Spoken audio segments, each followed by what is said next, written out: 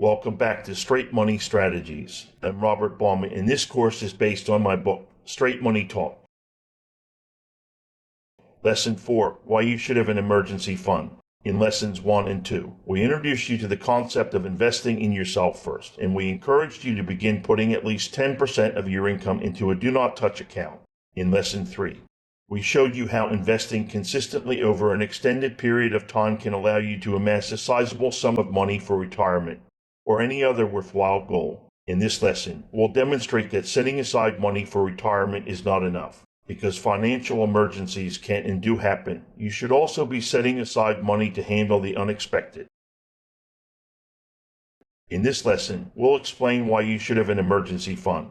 You'll learn how to set up your emergency fund, and you'll learn how to manage it so the money is there when you need it.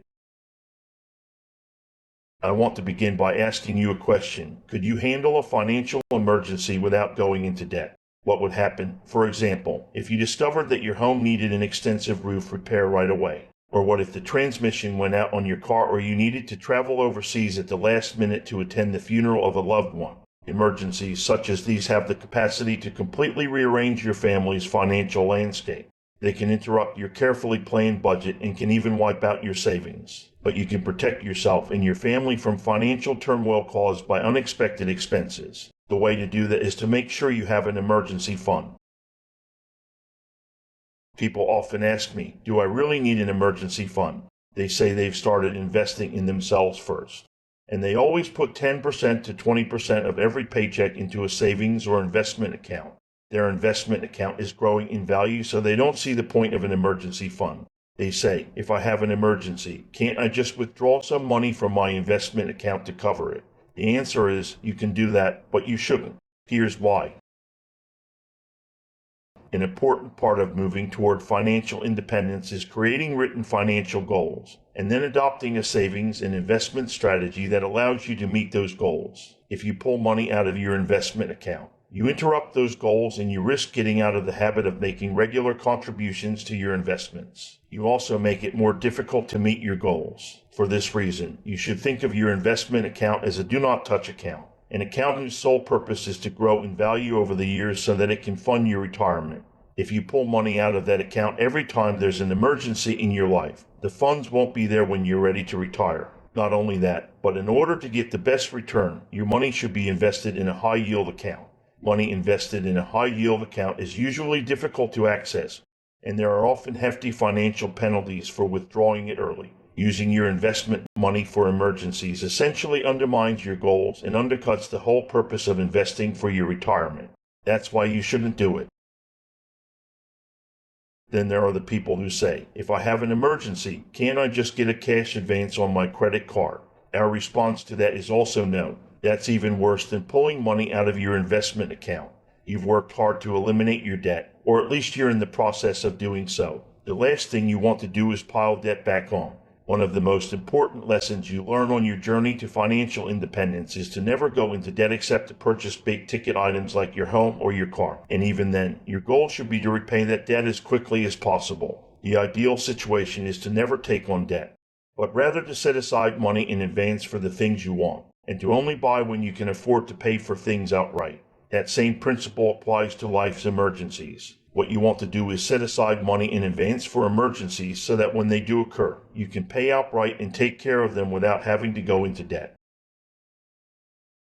So, what follows are 3 valuable steps for creating and managing your emergency fund. First, save at least 6 months worth of income. Number 2, recognize the difference between extras and true emergencies. And Number 3, put your emergency fund in the right kind of account. Let's look at each step in more detail.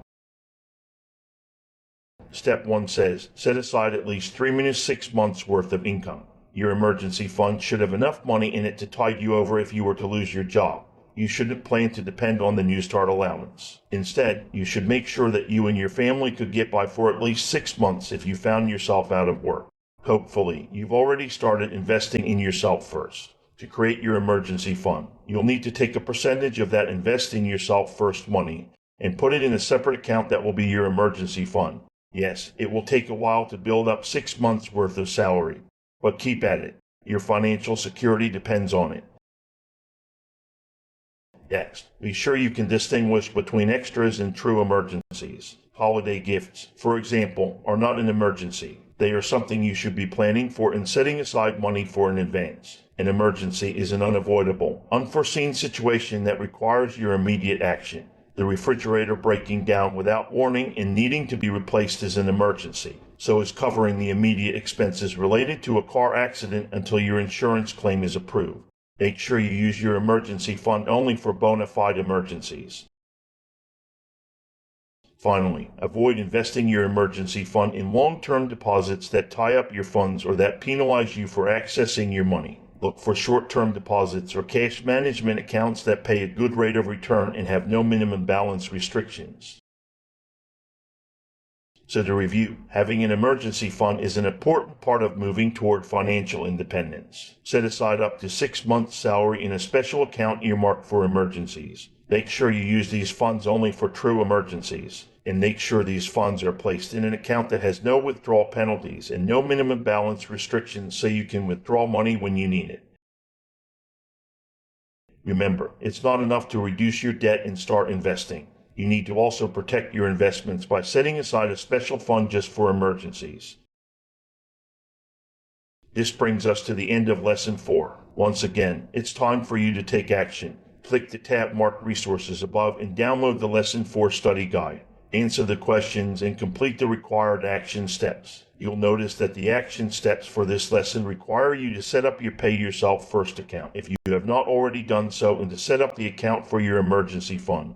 These are important steps on your road to financial independence. Make sure you do them. Once you have completed those steps, you can advance to Lesson 5. In Lesson 5, we'll discuss your greatest financial asset and the steps you can take to protect it. See you in Lesson 5.